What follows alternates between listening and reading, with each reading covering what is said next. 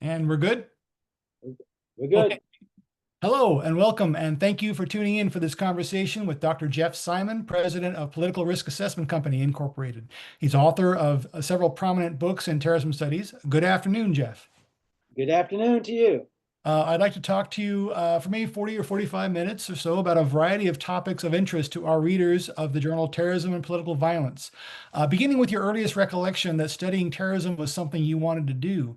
When you were an undergraduate at UC Berkeley, were there any courses or lectures on terrorism or political violence that piqued your interest? Maybe something in the news at that time? Actually, there weren't, but I was a freshman in Berkeley in 1967. And during that first year, my main regret is that I did not take a math class because there was a young, brilliant math professor from Harvard whose name was Theodore Kaczynski. Now, I had no idea that he'd become the future Unabomber and that I would focus on terrorism, but it would have been a good story to tell had I taken that class. But the terrorism interest came about when I got to Rand in the mid 1980s. Okay, so in your grad school at Indiana or USC, there were no professors or no courses on terrorism that you took as part of your. No, because not that I recall. There was mainly I was a history major at Berkeley and political science Okay. at Indiana and USC, and there weren't that many courses. I mean, there definitely weren't as many scholars and researchers or research institutes involved in terrorism in those days as there are today. So, terrorism may have been talked about as part of insurrection, political violence, but it wasn't, as I recall, any terrorism courses, for me to take. And so then you went to Rand, and I saw that one of your earliest publications there at Rand was a 1986 report on the Achille Lauro hijacking, and you wrote several other terrorism-related publications there at Rand as well. At Rand, was there a lot of interest in terrorism and counterterrorism, or was this just something that you did kind of on the side, and you did a lot of other things for Rand as Oh well? no, that was the head of the unit then was Brian Jenkins, and it was just a unit focusing. It was called subnational conflict, but it was terrorism and some insurgency, but mainly terrorism. And what's interesting is that when you got out of the environment you were working in, where you had fellow people working with terrorism, most people weren't even aware of terrorism. Like if somebody said, "What do you do?" and I say, "Well, I do research on terrorism." They said, "You do research on tarot cards?" I say, "No, it's terrorism, not tarot cards."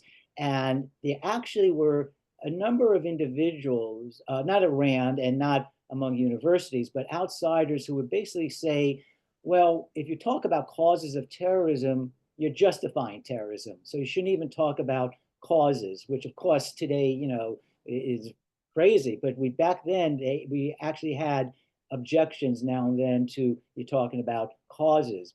And definitely, if you wrote and talked about terrorist tactics and targets, there would be some who would accuse you of giving ideas to the terrorists.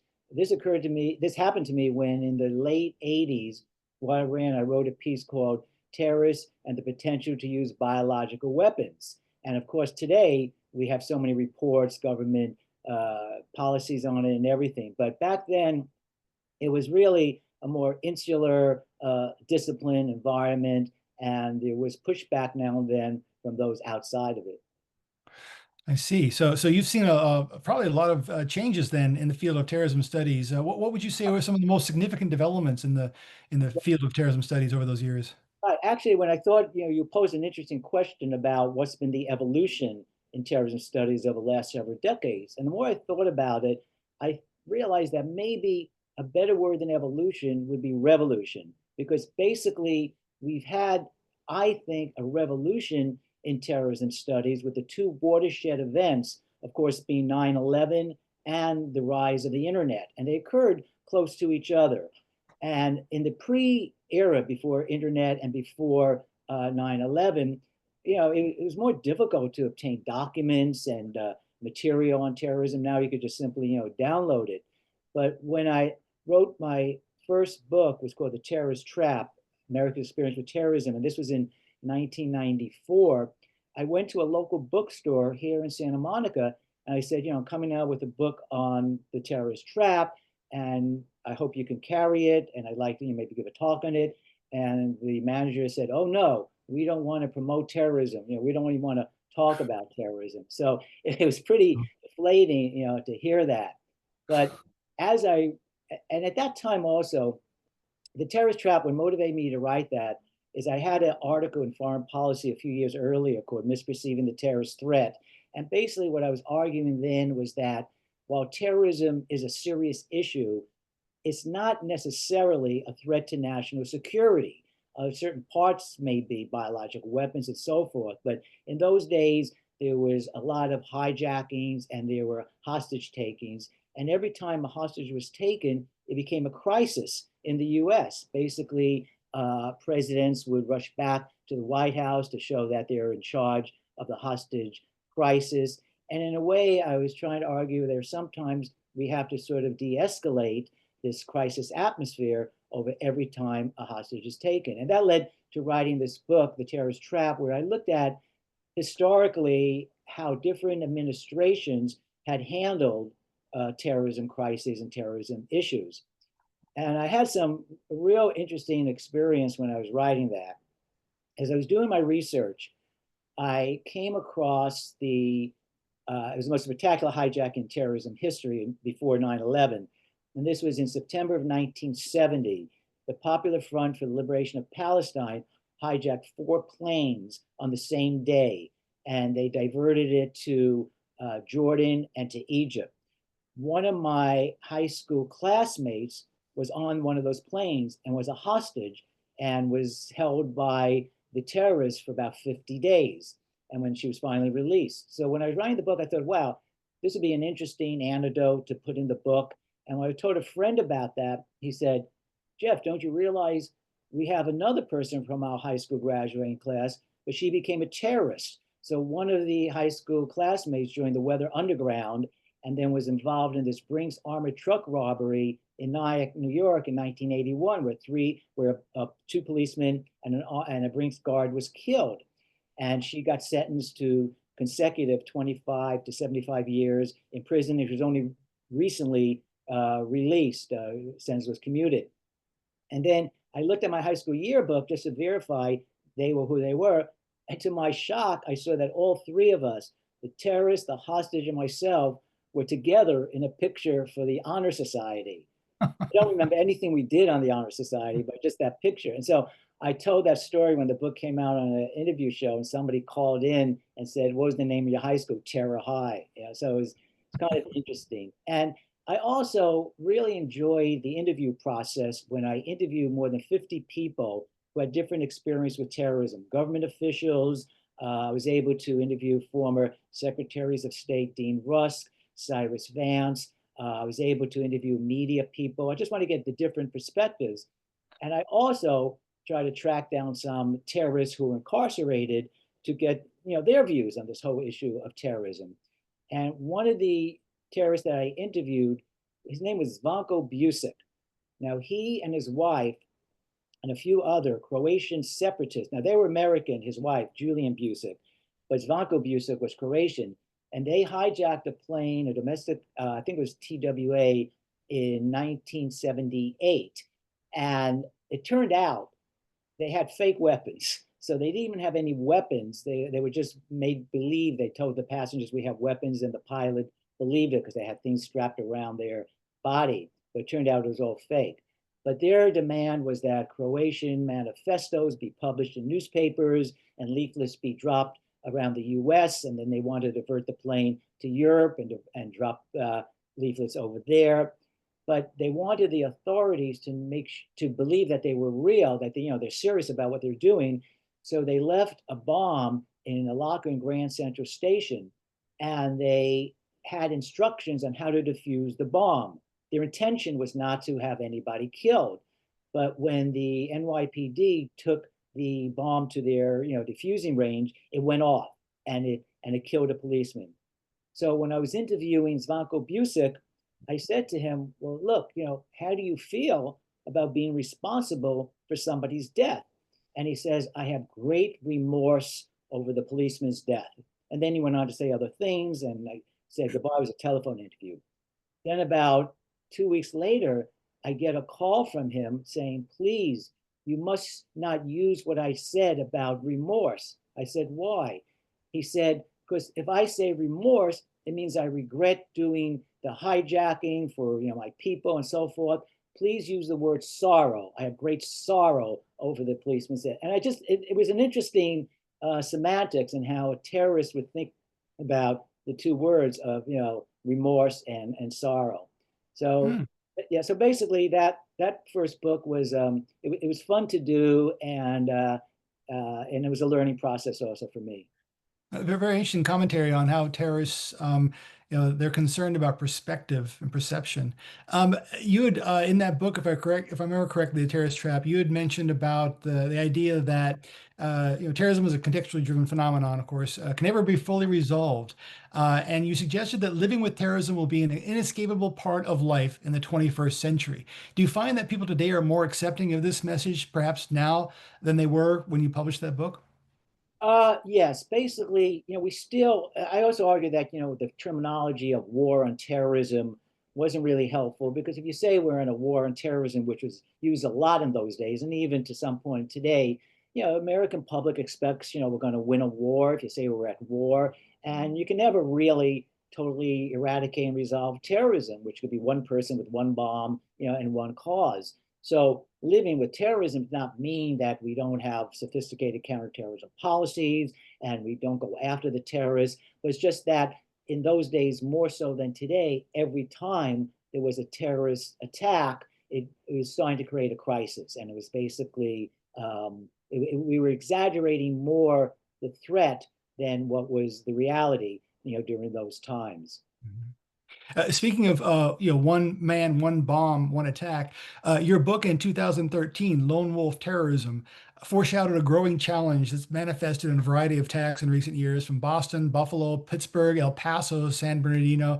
And these attacks have reflected a broad range of violent ideologies. What are your views about the future evolution of lone actor terrorism? It's an interesting question because you use the word, and I'm using that word also, lone actor.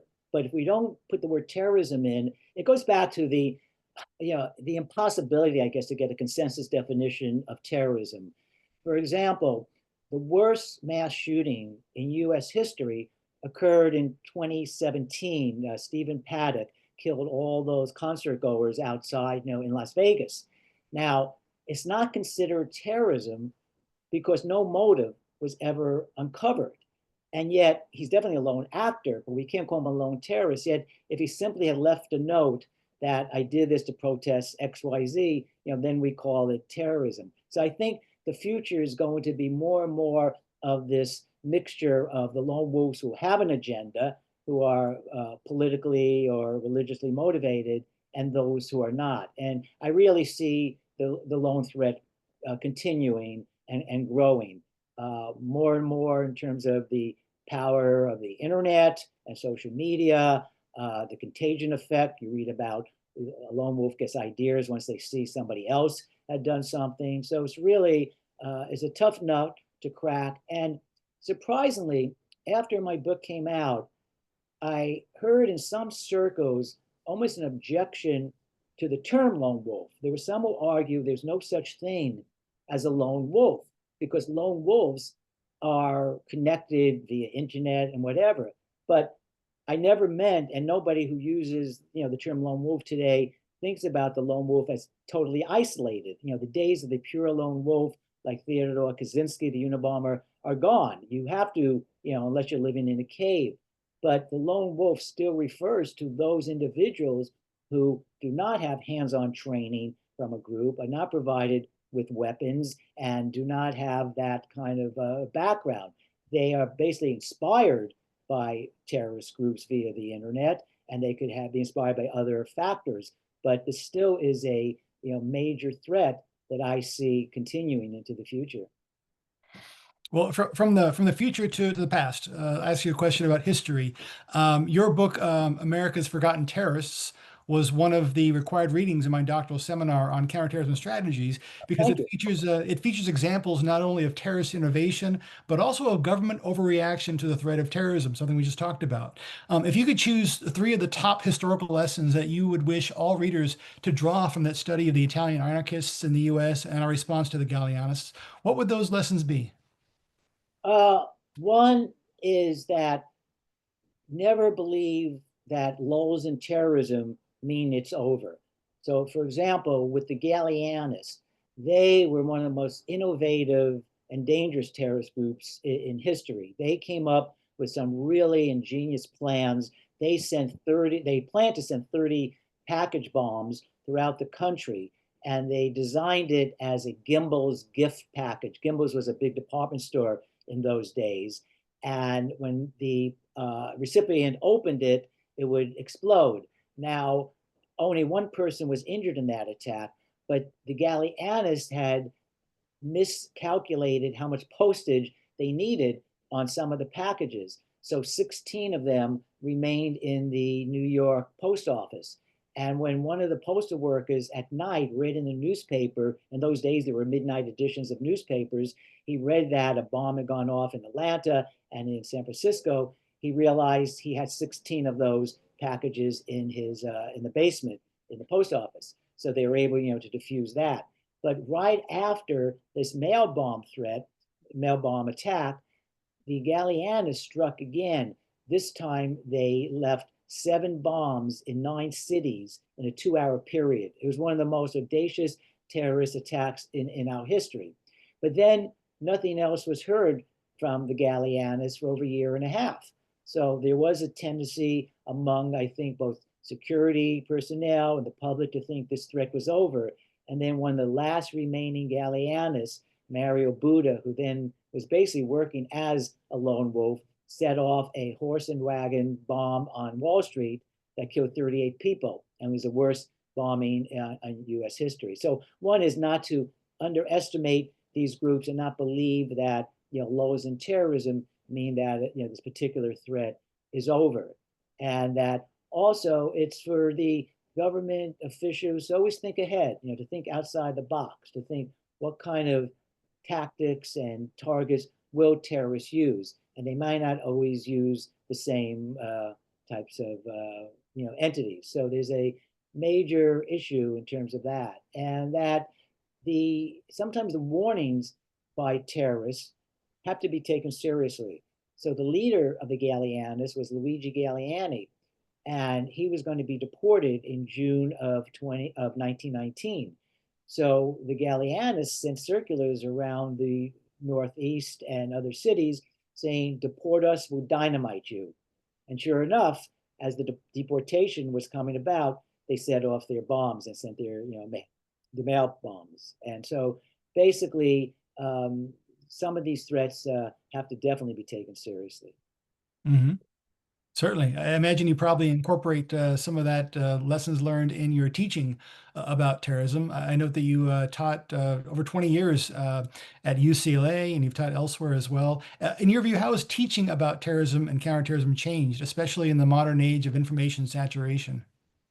Well, I think the students are more sophisticated now in terms of knowing about terrorism and understanding it. When I started teaching late 90s, a lot of them still weren't that aware of what terrorism was. And by now, because there was so much after 9/11 in media and everything, a lot of these students knew a little more coming into the class.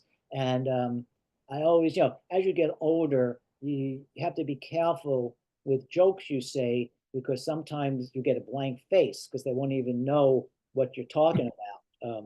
Like before the 4th of July, there's always this contest in New York, Nathan's Hot Dogs, where they eat all these hot dogs. So before the 4th of July holiday, I said to the students, watch out, don't eat too many hot dogs, not good for cholesterol. They looked at me like, what is cholesterol? And but I always also said to them on the first day that I hope what you get out of this class is a understanding of what terrorism is about, and that 10, 20 years from now, you might not remember too much about your college days, but at least you'll be able to hopefully understand and talk intelligently about terrorism. but if any of you should take the wrong path in life and become a terrorist, don't cite this class as your inspiration. That's the one that always got the laughs, even as I got older. But it's really enjoyable, the interaction you get. And during the summers at UCLA, I got a mixture of students from all over the world, coming from different regions, and they had experiences in their families or so, in their cities with terrorism. So it was a interesting class to teach. Yeah, that'd be remarkable. I imagine you probably do similar kind of teaching in a different way in your consulting work. In 1984, you wrote a journal article about a theoretical perspective on political risk, and then you established a consulting company called Political Risk Assessment. Could you describe for us the kind of consulting you do? Yeah, again, it's on terrorism. I My website is futureterrorism.com, and I couldn't call my company Future Terrorism. That I think had been taken or so. But the political risk was even before I got into terrorism. I was looking into how political instability and various things overseas can affect foreign investments. But the consulting I've done has been mainly on terrorism and terrorist related aspects. I did some work with a defense firm that was contracting, and also directly also with the U.S. Army, looking at scenarios on high value targets in terms of terrorists, high value terrorists, in terms of what kinds of intelligence tools can be used to sort of track down, some of those bad guys and things along those lines. What are some of the major challenges that you face in doing this kind of work? It's very difficult because there are so many different potential, terrorists. They're not always identified before they strike, and the main thing is to try to look at in terms of are there early warning signs? Are there certain things that you can see that looks like there might be something suspicious going on, and so forth. But in terms of modeling and things along those lines, it's really progressed over the last 20 years, and that's been really good. So have your interests in the study of terrorism kind of evolved or changed over your career as well? Yeah, I mean, you always stay with a lot of things you started out with. I mean, you evolve and you add things on. But I, after the terrorist trap book, I got more into that threat of the lone wolf terrorist, and I focus a lot on that. But I've been focusing a lot now on the historical perspectives on terrorism, and in terms of how learning about history and understanding history can help us understand some of the threats today. And that's why I think when I look back upon all the articles, books I've read, the most influential piece I've ever read was David Rappaport's Four Waves of Modern Terrorism.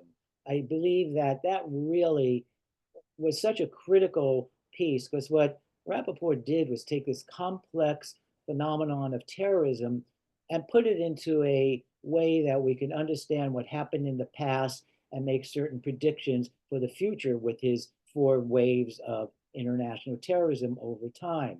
Now, what's interesting is with the rise of the internet, especially after 9/11, I mean, terrorist groups, if they didn't have the internet, they would have loved to have invented it because they use it so much to their advantage in terms of creating, their websites, social media, for recruitment, and also it leads to that rise of the lone wolf.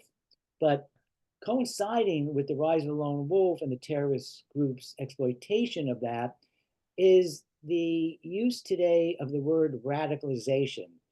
And in a way, radicalization has almost become the buzzword, the new buzzword in terrorism studies. For example, if you go back to the 1980s, there was a buzzword then called the Terror Network. It was a book written by Claire Sterling.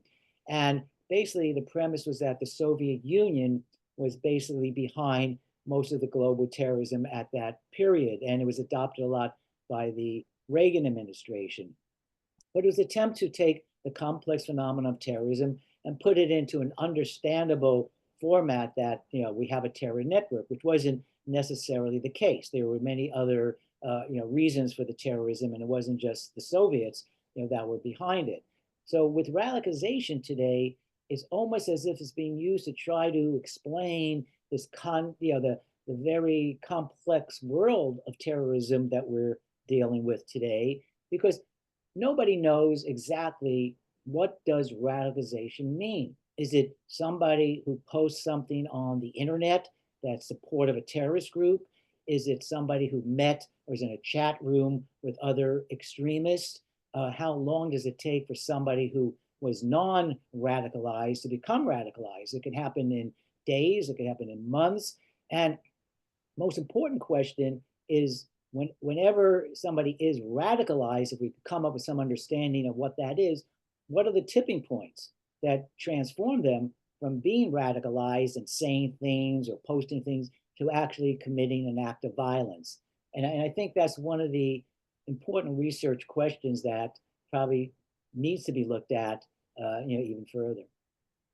Well, that's a great lead into the next question I was going to ask you. What do you think are some of the most important research topics over the next 5 or 10 years in the study of terrorism, counterterrorism, particularly any topics that you think graduate students and readers of TPV should consider pursuing? Well, definitely, I guess, the role of AI, artificial intelligence in both terrorist tactics and counter-terrorist tactics. I mean, where does AI fit into the whole question of future of terrorism? I think another topic, and this goes back to David Rappaport's wave theory, which I think was very important. What is the fifth wave of terrorism? He had four waves, with the last wave being the religious wave. Now, are we still under a religious wave of terrorism, or is there something more coming down the pipe? I kind of see almost a technological wave, that a wave now to perhaps there's no dominant group that we can say, is the heart and soul of this fifth wave of terrorism, that there may almost be a level playing field that technology has produced, because now we can have all these different groups and entities and lone wolves being able to take advantage. So looking to the future there. And also, I would just love to see, as we go forward, more historical studies. What are the lessons that we can learn from the history of terrorism? There's a rich history of terrorism that should not be ignored.